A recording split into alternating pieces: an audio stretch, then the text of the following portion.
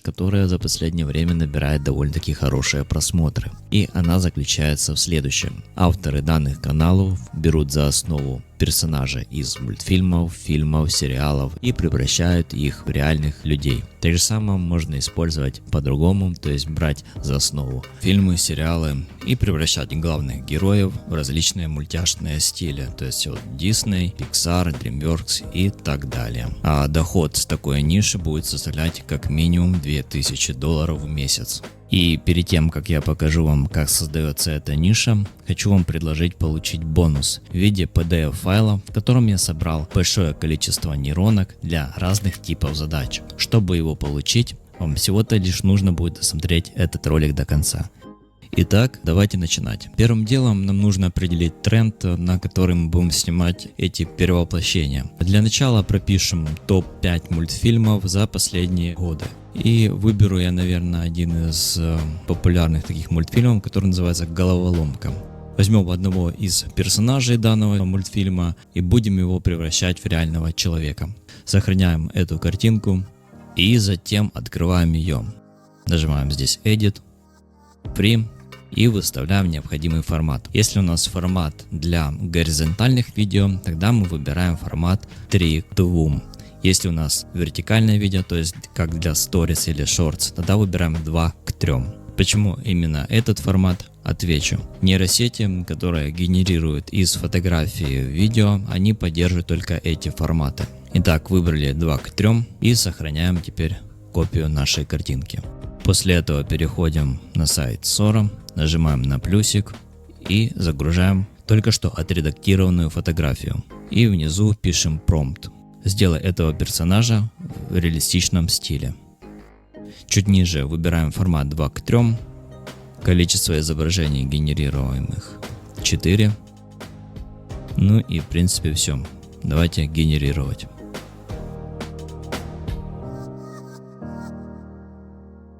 И вот готовый результат. Выбираем теперь то, что более-менее нам нравится. И теперь смотрите, если у вас есть платная подписка на ChatGPT+, тогда у вас есть возможность бесплатно из этой картинки сделать видео. То есть можно оживить этого персонажа. Нажимаем внизу на Create Video. Здесь выбираем видео, формат 2:3, максимальное качество 720p.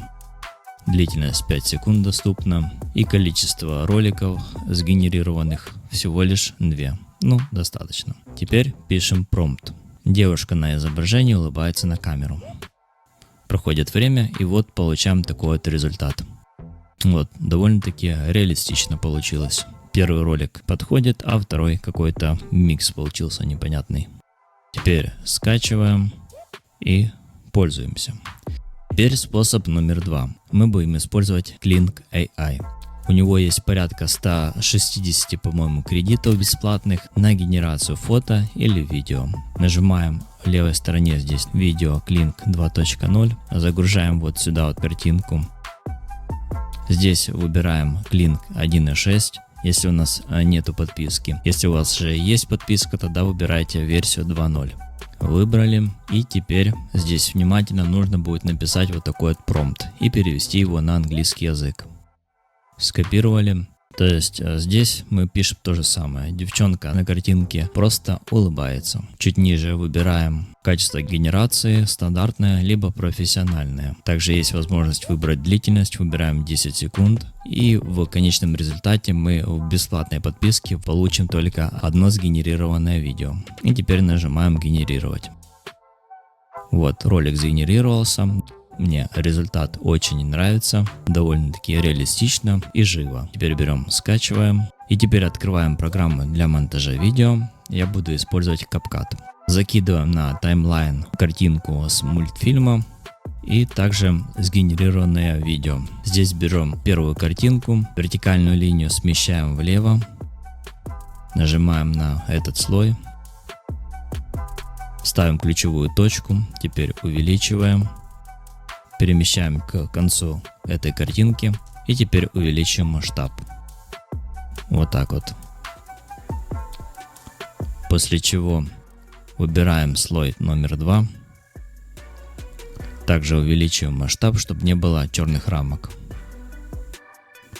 увеличиваем примерно до той степени, чтобы уровень глаз и уровень, скажем так, самого масштаба был в одной линии. Вот, в принципе, так вот достаточно. Теперь ставим ключевую точку, keyframe, смещаем немножко горизонтальную линию вправо и уменьшаем масштаб, чтобы это было приближение и потом отдаление. Вот так вот примерно должно получиться. И теперь наша задача добавить плавный переход. По-моему, вот этот подходит. Давайте посмотрим.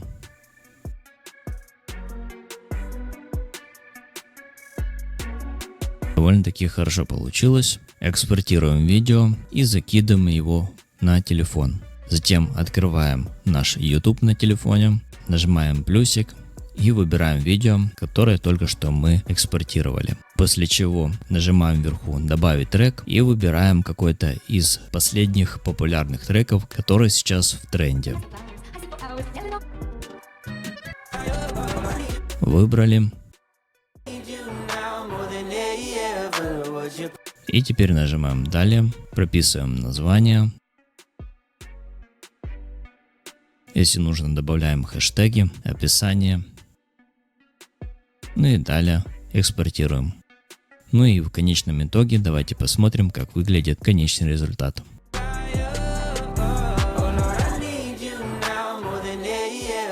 Ну что, друзья, вот такой вот получился результат. Как по мне, получилось довольно-таки неплохо. И теперь, друзья, в ускоренном